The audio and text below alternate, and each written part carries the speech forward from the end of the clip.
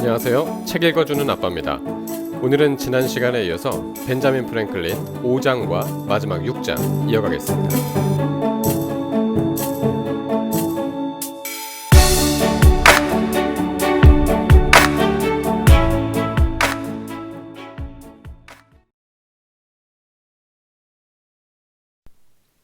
제5장 미국의 독립전쟁. 프랭클린은 믿을만한 동업자에게 인쇄소 일을 맡긴 후에 줄곧 과학연구와 실험에만 힘썼다.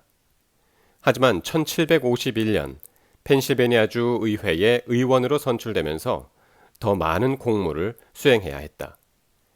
당시 식민지는 영국뿐만 아니라 유럽의 다른 나라에서 이주해 오는 사람들이 늘면서 점차 넓은 땅이 필요했다. 프랭클린은 이 일로 인디언 원주민 부족과의 교섭을 맡게 되었다. 이것은 곧 원주민들이 오래전부터 살아오던 땅을 침범하는 일이었다. 식민지 이주민들은 자신들이 정착할 땅을 마련하기 위해 원주민들을 구슬리고 쫓아내는 일을 신의 계시라며 합리화했다. 원주민의 입장에서 본다면 하루아침에 살던 곳에서 쫓겨나야 하는 어처구니 없는 상황이었다. 필라델피아주 의회도 술과 돈으로 그들의 땅을 사는데 성공하였다. 원주민들을 무작정 내쫓은 다른 주에 비하면 그나마 신사적인 협상이었다. 이주민들이 북아메리카 땅에 정착하여 거주지를 넓혀갈수록 원주민들과 갈등을 빚는 한편 식민지 확장에 열을 올리던 영국과 프랑스도 서로 부딪힐 수밖에 없었다. 결국 1754년 영국과 프랑스 사이에 전쟁이 벌어졌다.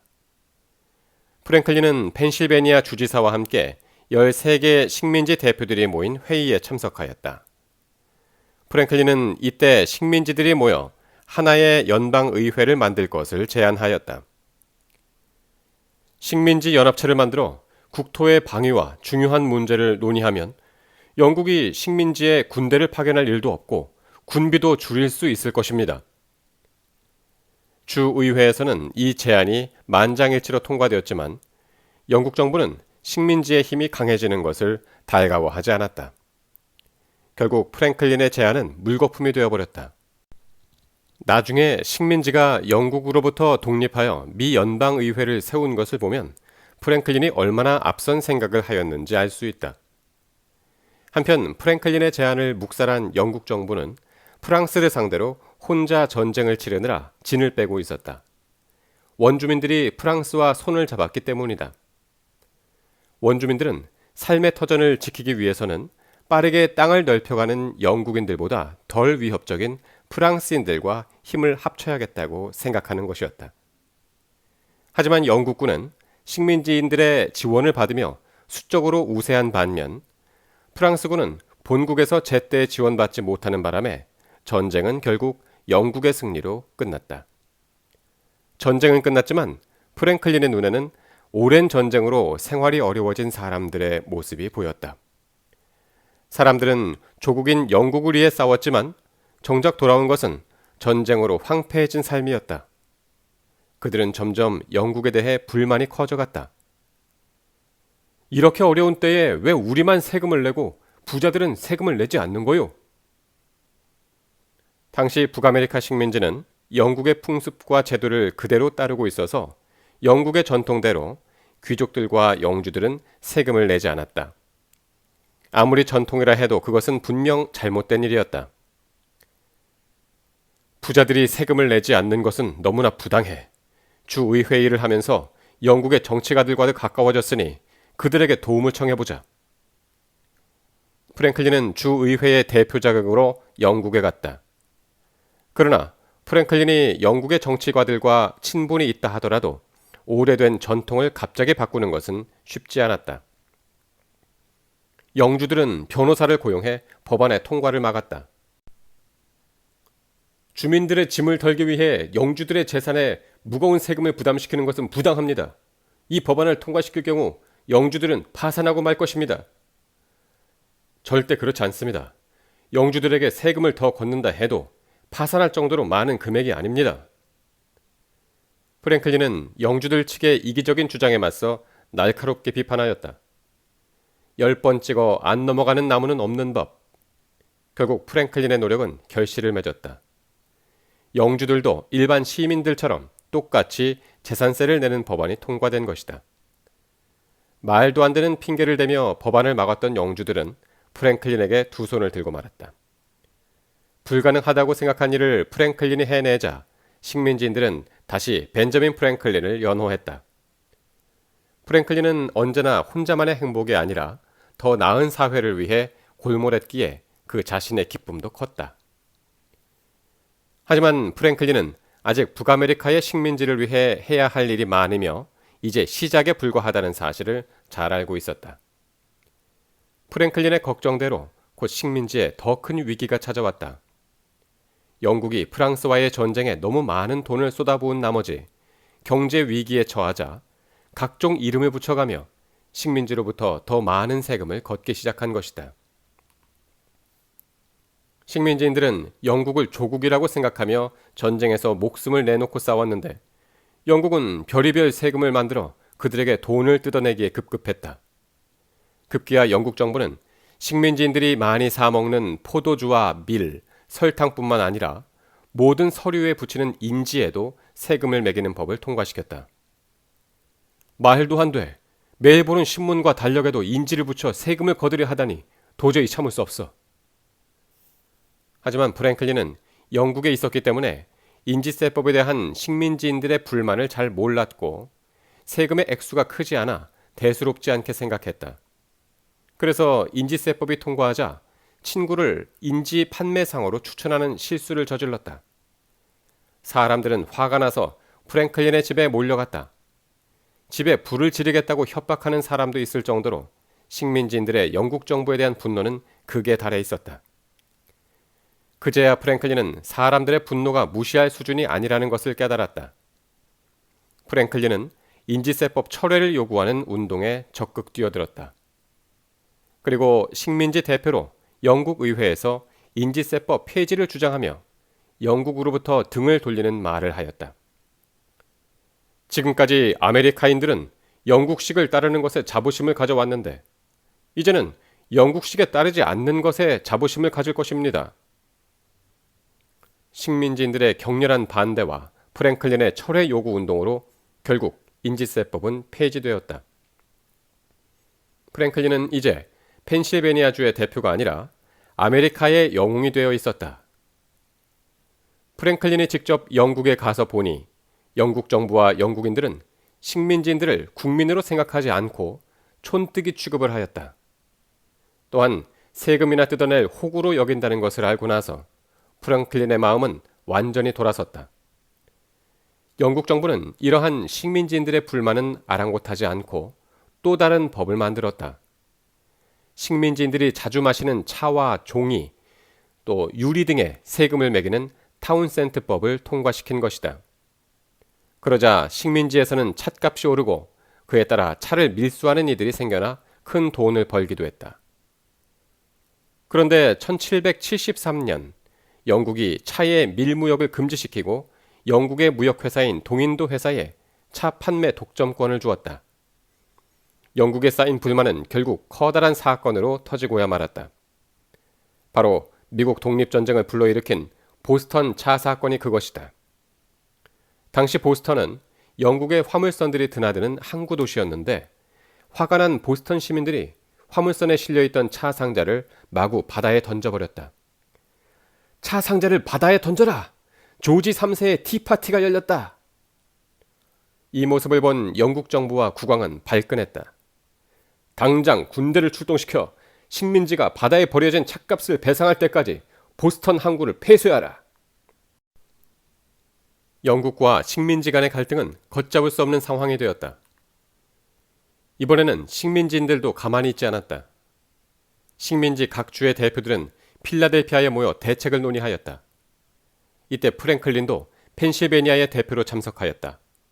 그의 나이 70을 바라보던 때였다. 회의에 참여한 식민지 대표들은 영국 정부에 엄중히 항의하였으나 영국 역시 한 발짝도 물러서려고 하지 않았다. 결국 1775년 북아메리카 식민지와 영국과의 전쟁이 시작되었다. 유럽 최강의 나라인 영국과 생겨난 지 불과 100년도 안 된 애송이 식민지가 맞붙은 싸움이었다. 결과는 불을 보듯 뻔했다. 게다가 당시 식민지가 영국과 싸우기 위해서는 극복해야 할 커다란 약점이 하나 있었다. 식민지들은 13개 주로 나뉘어 있었기에 각각 따로 움직여야 했고 하나로 뭉칠 수 있는 힘이 없었다. 바로 프랭클린이 그전부터 줄곧 주장해오던 하나의 연방정부가 필요했던 것이다. 프랭클린은 노년의 몸이지만 다시 자신이 나서야 할 때가 왔음을 알았다. 그는 신문에 광고를 실어 영국으로부터 독립하여 13개 주가 힘을 합쳐야 한다고 힘주어 주장하였다. 또한 영국 정부를 비판하는 100여 편의 논설을 신문에 실어 시민들을 설득하고 식민지 군에 힘을 보태는 등 독립을 위해 보이지 않는 곳에서 많은 일을 해내었다. 뭉치면 살고 흩어지면 죽는다. 프랭클린은 버지니아주 대표인 토머스 제퍼슨이 쓴 독립선언문의 초안을 수정하는 일을 도맡았다. 1776년 13개 식민지 대표들은 세계를 향해 독립선언문을 발표하였다. 아메리카는 더 이상 영국의 식민지가 아님을 선포하고 독립을 위해 싸울 것임을 널리 알렸다. 미국의 $2 화폐 뒷면에 5명의 의원들이 독립선언문을 제출하는 그림에서 프랭클린의 모습도 볼 수 있다. 지금도 독립선언문을 발표한 7월 4일을 미국의 독립기념일로 정하고 있을 정도로 미국인들에게 이날은 아주 특별한 날이다. 미국의 독립전쟁에서 군사적으로 조지 워싱턴이 활약했다면 외교적으로는 프랭클린이 눈부신 활약을 하고 있었다. 북아메리카 식민지의 힘만으로 당시 세계 최강이던 영국에 대항하는 것은 불가능했다. 그래서 다른 나라의 도움이 절실하게 필요했는데 이에 프랭클린의 명성은 매우 효과적이었다. 프랭클린은 식민지 대표 자격으로 프랑스에 달려가 도움을 요청했다. 프랭클린의 다양한 경력은 프랑스의 지원을 받아내는데 많은 도움이 되었다. 피뢰침을 발명하여 얻은 과학자로서의 명성은 프랑스 과학원의 회원으로 추대받을 정도였다. 또한 가난한 리처드의 달력을 펴낸 작가와 철학자로서 프랑스 시민들과 젊은 귀족들로부터 좋은 평판을 받아 그들에게서 커다란 지지를 이끌어냈다. 이때 프랭클린은 오랫동안 파리에 머물며 국왕 루이 16세도 만나고 그 당시 유명한 철학자인 볼테르와도 친분을 쌓는 등 프랑스에서도 저명인사 대접을 받았다. 미국 최초의 해외 주재 대사였던 셈이다. 프랑스와의 비밀 협상 끝에 프랭클린은 프랑스의 원조를 받아내는 데 성공하였다. 그리고 북아메리카 식민지는 1783년 프랑스의 도움으로 영국의 극적인 승리를 거둘 수 있었다. 북아메리카 식민지 13개 주는 드디어 영국으로부터 독립하여 하나의 당당한 나라로 인정받게 되었다. 왕이 다스리지 않고 국민들이 대표자를 뽑는 세계 최초의 민주공화국 미국이 탄생한 것이다. 이때 프랭클린의 나이는 이미 77살이었다.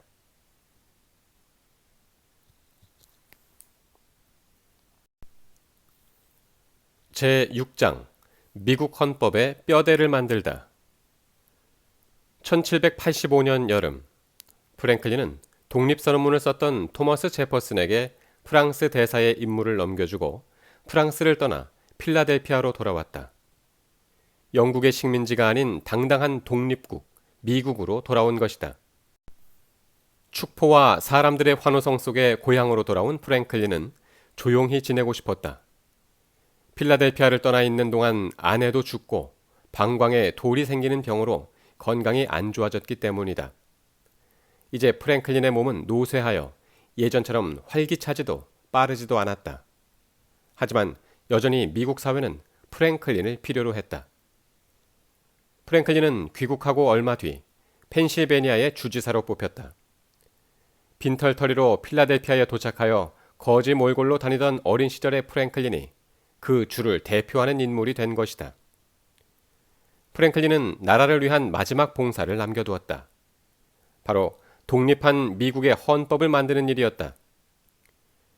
13개 주를 통합한 한 나라의 법을 만드는 일은 쉽지 않았다.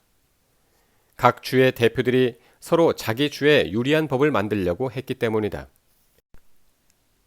당신이야말로 18세기 미국을 살았던 사람으로 아메리칸 드림을 이루고 미국을 대표하는 사람입니다. 미국 건국의 마지막 완성 단계인 헌법을 제정하는데 보탬이 되어 주십시오. 프랭클린은 재헌의회에 참석한 이들 중 최고령자로 대립되는 의견을 절충하고 조정하여 만장일치로 헌법을 채택하는 데 기여하였다. 재헌회의의 마지막 순서로 프랭클린이 통과된 헌법안을 서서 낭독하였는데 너무 힘이 없어서 다른 사람이 대신 읽어주었다. 재헌회의에 참석한 의원들은 모두 일어나 프랭클린에게 감사와 존경의 박수를 보냈다. 이 일을 모두 마쳤을 때 프랭클린은 이미 80의 나이를 넘기고 있었다. 프랭클린은 독립선언문, 프랑스와의 동맹조약, 영국과의 평화조약, 그리고 미국 헌법에 모두 서명한 유일한 사람이 되었다. 훗날 사람들은 미국의 뼈대를 만들고 미국을 세운 그를 최초의 미국인이라고 불렀다. 그는 예순이 넘어 쓰기 시작한 자서전을 정리하는 데에도 힘을 쏟았다. 또한 죽기 전까지도 봉사활동을 쉬지 않았다. 바로 노예제도 폐지협회의 회장을 맡아 일한 것이다. 젊은 시절에 그는 신문에 흑인 노예를 사고 파는 광고를 싣기도 하고 자신도 노예를 고용한 적이 있었다. 또한 흑인을 게으르고 낭비가 심한 인종으로 업신여기기도 하였다.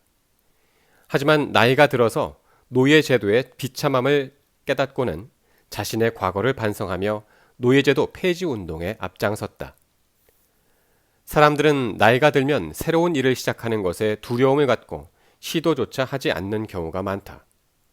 그러나 프랭클린은 40이 넘어서 과학자의 길에 도전하였고 80이 넘어서도 새로운 일을 시작하였다. 프랭클린이 이처럼 남들은 한 가지 하기도 힘든 일을 여러 가지 이루어낸 것은 아버지로부터 물려받은 큰 재산이 있어서도 많이 배워서도 아니었다.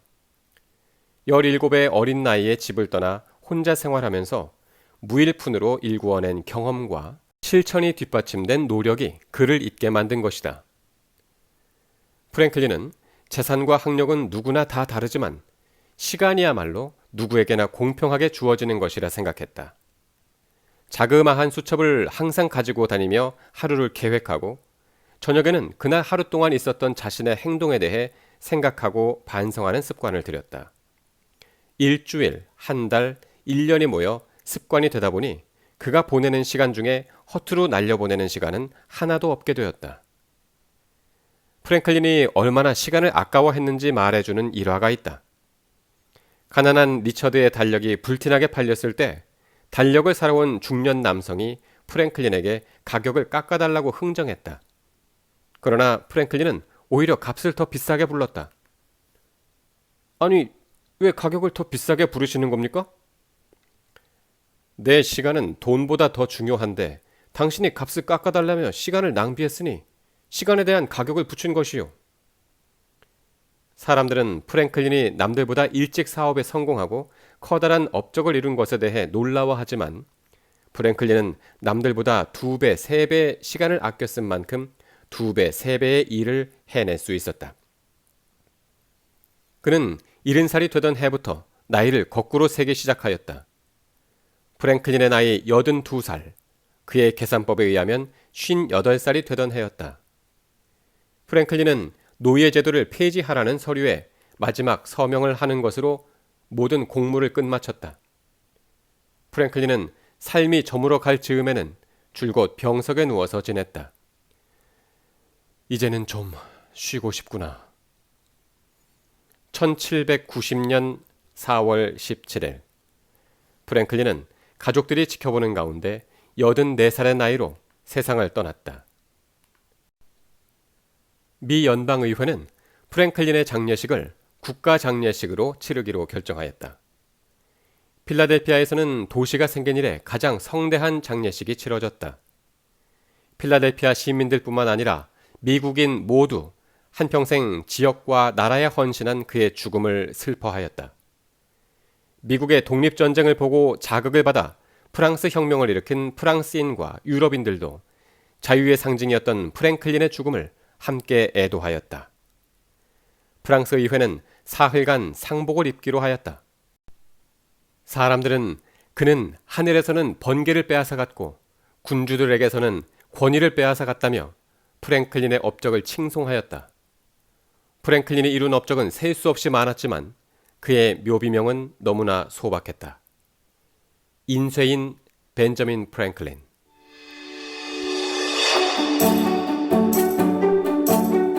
지금까지 금성출판사의 최초의 미국인 프랭클린이었습니다. 다음 시간에는 더욱 좋은 책으로 여러분과 다시 만나겠습니다. 고맙습니다.